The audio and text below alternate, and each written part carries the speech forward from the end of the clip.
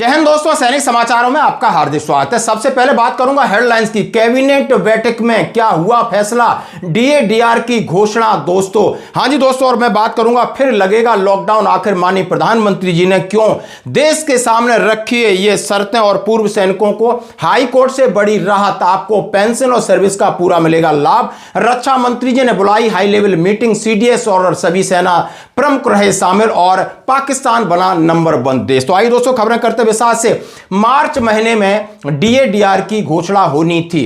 कल कैबिनेट बैठक थी, सभी को उम्मीद थी, सारे पेपर ए टू जेड ये कह रहे थे कि 1.2 करोड़ कर्मचारियों का इंतजार आज हो सकता है खत्म, महंगाई भत्ते पर होगा ऐलान। हां जी दोस्तों, उन्होंने कहा है कि एरियर के साथ महंगाई भत्ते पर ऐलान संभव, क्योंकि हमेशा से मार्च में यह घोषणा होती आई है, होली के आसपास या होली के बाद। लेकिन दोस्तों मार्च अभी खत्म होने वाला है, और मार्च की जो कैबिनेट बैठक होनी थी वो भी कल समाप्त हो गई, लेकिन डीएडीआर की घोषणा नहीं हुई। कैबिनेट में उन्होंने कहा है announce to hike in DADR from January 2006 in today meeting, लेकिन ऐसा कुछ नहीं हुआ।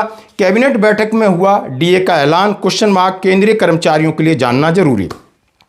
केंद्र सरकार के लाखों कर्मचारी पेंशनर को आज भी महंगाई भत्ता का इंतजार करना पड़ा, यानी 25 मार्च 2026 को जो कैबिनेट बैठक हुई, यानी यूनियन कैबिनेट बैठक में सरकार की तरफ से कोई ऐलान नहीं किया गया।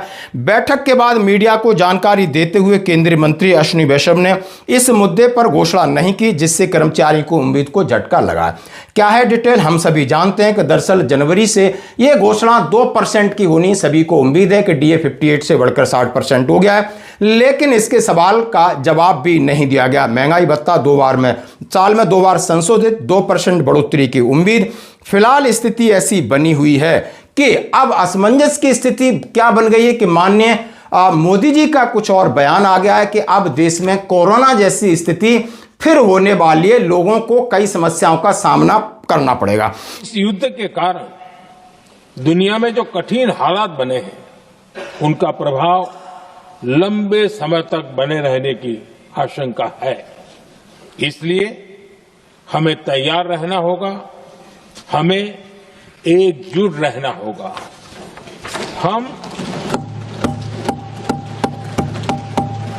हम कोरोना के समय भी एकजुटता से ऐसी चुनौतियों का सामना कर चुके हैं। अब हमें फिर से उसी तरह तैयार रहने की आवश्यकता है।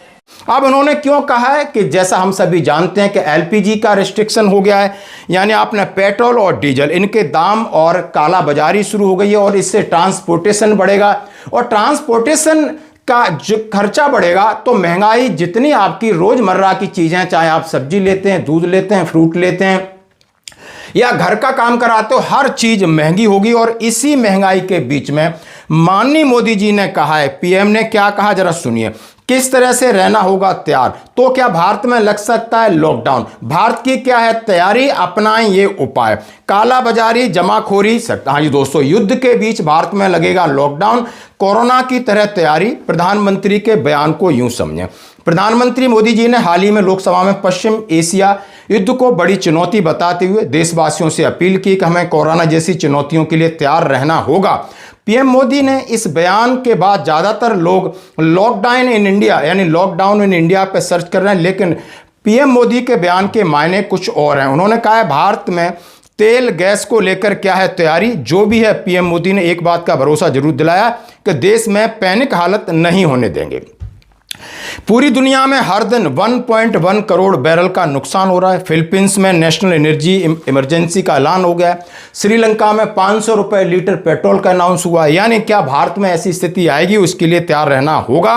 और इन्होंने कहा है, यानी कहा पीएम मोदी ने सोमवार को लोकसभा में सीधा कहा है कि ये हमारे लिए संकट का समय है और हमें इसके लिए तैयार रहना होगा। हमें पूरे देश को एकजुटता से इस चुनौती का सामना करना होगा। हम फिर से उसी तरह से तैयार रहने के लिए प्रतिबद्ध हैं। धीरज के साथ, संयम के साथ, शांत मन से हमें चुनौती का मुकाबला करना है और यही हमारी पहचान है, यही हमारी ताकत है। हमें बहुत सावधान और सतर्क भी रहना है। यानी आप प्रधानमंत्री का इतना बड़ा बयान जिसमें आप समझ सकते हो कि कहीं ना कहीं आगे बड़ी चुनौती आने वाली है। मीडिया रिपोर्टों के अनुसार भारत में फिलहाल लॉकडाउन जैसी स्थिति नहीं है, लेकिन लंबा युद्ध खिंचता है तो आपको इसलिए तैयार रहना होगा।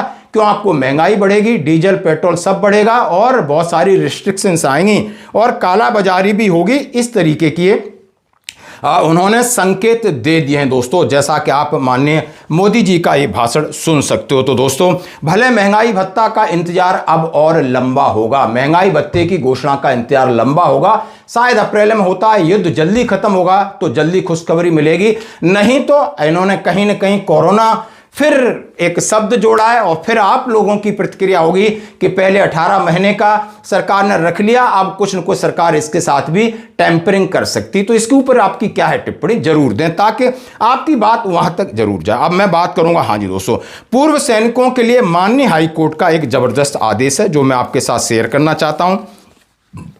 इलाहाबाद हाईकोर्ट ने कहा है कि यदि कोई पूर्व सैनिक सेना से सेवानिवृत्त होने के बाद सरकारी नौकरी में पुनर्नियुक्ति होती है तो उसकी पिछली सैन्य सेवा को वेतन निर्धारण पेंशन लाभ के लिए जोड़ जाना अनिवार्य है। यदि आप सैनिक हैं, आप सेना में करके आए, उसके बाद ही आपकी सेवा काल को जोड़ा जाएगा, आपकी बेसिक पे को जोड़ा जाएगा, उसी हिसाब से आपको पेंशन भी मिलेगी। यह आदेश न्यायमूर्ति गरिमा प्रसाद की एकल पीठ ने मैनपुरी के हवलदार सिंह की याचिका स्वीकार करते हुए शिक्षा विभाग को 8 सप्ताह के भीतर सभी बकाया भुगतान करने का आदेश दिया। याची हवलदार सिंह ने 4 जुलाई 81 से 31 जुलाई 96 तक भारतीय सेना में सेवाएं दी। वहां से सेवानिवृत्त होने के बाद बीटीसी प्रशिक्षण पूरा किया और मैनपुरी में एक प्राथमिक विद्यालय में सहायक अध्यापक के पद पर नियुक्त हुए। 31 मार्च 2025 को सेवानिवृत्त हुए। 15 वर्षों की सैन्य सेवा को शिक्षा विभाग की सेवा के साथ जोड़ने की मांग की, जिस पर विभाग निर्णय नहीं ले पा रहा था। इसके खिलाफ उन्होंने हाईकोर्ट का दरवाजा खटखटाया। सुनवाई के दौरान स्थायी अधिवक्ता ने स्वीकार किया कि उन्हें यह लाभ मिलेगा। हालांकि कोर्ट ने सरकार के इस रुख पर नाराजगी जताई और उन्हें कहा है कि उनकी 15 साल सर्विस को जोड़कर उनको पूरा लाभ मिलेगा। धन्यवाद दोस्तों, ये बहुत बड़ी पहल है। हाँ जी दोस्तों, अब मैं बात करूंगा, देश में कुछ बड़ा होने वाला है। राजनाथ सिंह ने बुलाई हाई लेवल मीटिंग, तीनों सेनाओं के चीफ और सीडीएस वहां पर पहुंचे। बैठक में chief of army staff general N Chauhan, भारतीय थल, नौ और वायुसेना के प्रमुख, डीआरडीओ के अध्यक्ष डॉक्टर समीर कामत सहित कई वरिष्ठ रक्षा अधिकारी शामिल हुए। इस बैठक का मुख्य उद्देश्य भारत की रक्षा तैयारियों की समीक्षा करना और वैश्विक सुरक्षा से जुड़े मुद्दों पर गहन चर्चा करना। हाँ जी दोस्तों, उत्तराखंड के दौरे पर राजनाथ सिंह जी ने स्पष्ट किया कि पश्चिम एशिया में इस तरीके से उन्होंने कहा है कि युद्ध की हालत बनी हुई है और संघर्ष के दौर से दुनिया गुजर रही है। इस गंभीर संकट काल में जो भी है उसके ऊपर हमें नज़र रखनी और अपनी भी तैयारी करनी है। यानी चौथा सप्ताह में पहुंचा है युद्ध, व्यापार पर पड़ रहा है असर। माननीय प्रधानमंत्री जी ने इसकी जानकारी दी और रक्षा मंत्री जी को तैयार रहने के लिए बोला है। अब मैं बात करूंगा, पाकिस्तान बना दुनिया का नंबर 1 आतंकी देश। यानी आतंकी देश है, दुनिया का सबसे बड़ा नरक है तो वो पाकिस्तान है। जैसा देख सकते हो, पाकिस्तान में लगातार बिगड़ते हालत और वहाँ पर नेता हो या विनेता हो, शासन हो प्रशासन हो, यानी सबको एक दूसरे के पीछे पड़े और इनकी वो हालत है कि वहाँ पर महंगाई चरम स्थिति पर है। अफगानिस्तान से इनके संबंध खराब हैं, इंटरनल प्रॉब्लम्स है, आतंकवाद को बढ़ावा दिया जा रहा है, आतंकवादियों के सारे ही उनकी सरकारें चल रही हैं और उनकी डिप्लोमेसी चल रही है। तो दोस्तों, आज की खबरों में इतना ही। बने रही हमारे साथ, धन्यवाद।